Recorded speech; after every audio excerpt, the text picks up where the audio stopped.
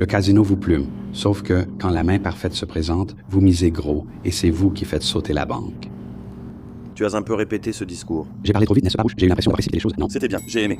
Ocean's 11 est un classique. Point final. De la mise en scène tape à l'œil de Soderbergh à ce qui est sans doute la meilleure distribution jamais réunie, en passant par un scénario qui pétille d'énergie, c'est une réussite totale. En réalité, le seul défaut du film est l'accent cockney ridicule de Don Cheadle. Accrochez-vous à vos slips. Mais ce qui rend Ocean's 11 encore meilleur, c'est que c'est le modèle parfait de la façon dont on devrait aborder l'idée de refaire un film. Je connais mieux la sécurité des casinos que n'importe quel homme vivant. Je l'ai inventée et elle est imbattable. L'original d'Ocean's 11 est sorti en août 1960.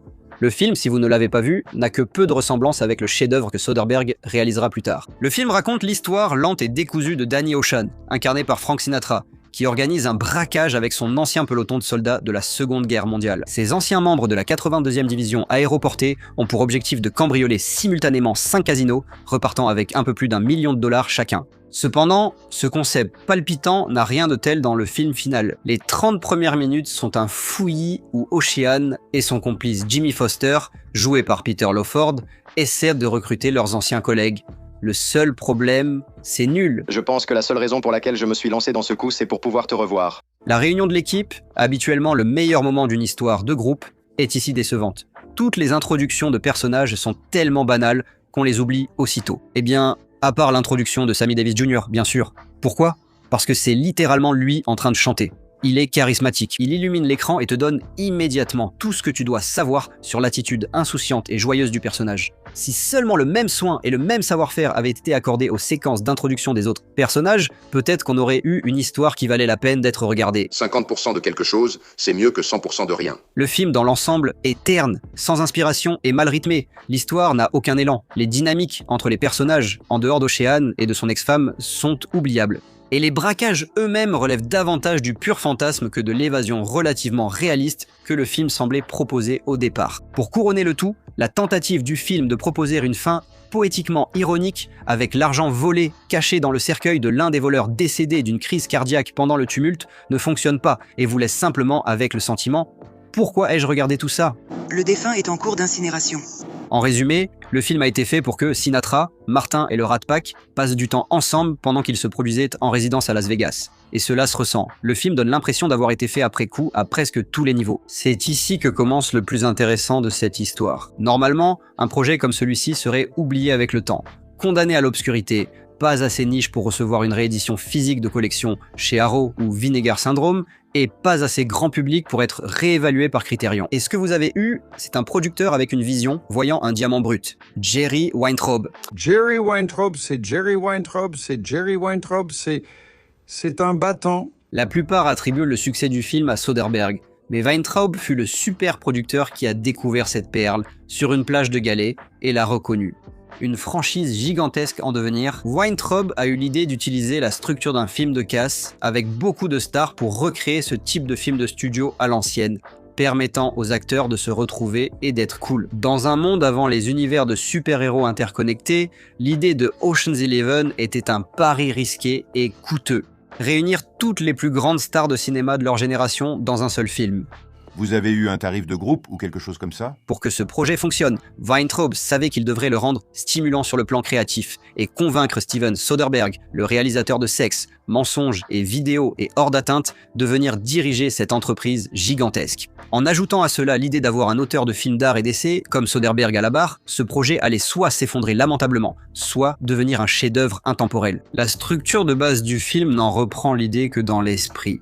Vous avez Danny Ocean qui planifie un braquage de 3 casinos en même temps, la relation compliquée avec son ex-femme Tess, interprétée par Julia Roberts, et une grande équipe de cambrioleurs. L'angle militaire, les tentatives ratées d'humour kitsch des années 60 et les chansons ont disparu. Reste une approche minimaliste des personnages et maximaliste de la structure. Tu penses qu'il nous en faut un de plus? Tu penses qu'il nous en faut un de plus? D'accord, on en prendra un de plus. Le film regorge de suspense, d'intensité et de rebondissements. C'est un film policier avec un cœur et une superbe photographie. Bien au-delà de ce qu'on attend d'un tel film, les personnages sont authentiques est bien développée. Le simple fait que l'amitié centrale du film repose sur Rusty et Danny qui se connaissent si bien qu'ils savent déjà ce que l'autre ressent te donne envie de voir ce qu'ils vont faire ensuite. C'est amusant d'être avec ces deux gars qui se connaissent si bien et semblent réels, pas des personnages. Chaque personnage, même avec peu de temps à l'écran, paraît aussi bien construit. Eh bien, à part l'accent horrible déjà mentionné de Don Cheadle, écoute, aucun film n'est parfait. Ce serait bien de retravailler avec de vrais méchants. Ocean's 11 de Soderbergh est un exemple à suivre, tant pour la réalisation d'un film que pour la réussite d'un remake. Que cela vous plaise ou non, cette idée de refaire des films est quelque chose qui est là pour durer. L'idée de prendre un nom que les gens connaissent vaguement, puis de lui insuffler plus de passion, d'enthousiasme et une meilleure qualité de production est bien plus séduisante que la façon actuelle de produire des remakes. Nous n'avons pas besoin de plus d'adaptations de jeux vidéo à gros budget, de suites de Scream, ni de remake Disney en prise de vue réelle. Personne n'a besoin d'une refonte plan par plan de quoi que ce soit. Si on doit subir cet Armageddon des remakes, il nous faut prendre des films qui sont des diamants bruts et les polir. Trouvons des films qui ont le potentiel d'être excellents, mais qui ont besoin de plus d'huile de coude. Nous avons besoin d'une industrie cinématographique capable de réinventer Troll 2 ou Samurai Cop ou Manos, les mains du destin pour une nouvelle époque. Des nanars à petit budget, des productions de studios oubliées ou des classiques cultes que le grand public ne connaît pas, et les développer pour en faire quelque chose de plus digne de l'étincelle créative originale qui a permis leur création au départ. Dans cette ville, ta chance peut changer aussi vite que ça. Frank Sinatra ne tenait pas à faire Ocean's 11, et l'association avec Dean Martin, symbole de paresse, n'a pas aidé à compenser ce manque d'éthique professionnelle. Le Ocean's 11 original est un film bâclé avec des performances médiocres, qui n'existaient que parce que l'Illuminati d'Hollywood de l'époque traînait déjà ensemble de toute façon. Et regardez, l'idée d'aborder réellement les remakes de cette manière est plus facile à dire qu'à faire. Beaucoup ont essayé, la plupart ont échoué, mais quand on y arrive, ça fonctionne vraiment. Ocean's 11 a engendré une franchise de 4 films, totalisant plus de 500 millions de dollars. La magie de ces personnages et de cet univers saute immédiatement aux yeux. J'espère que tu étais le marié.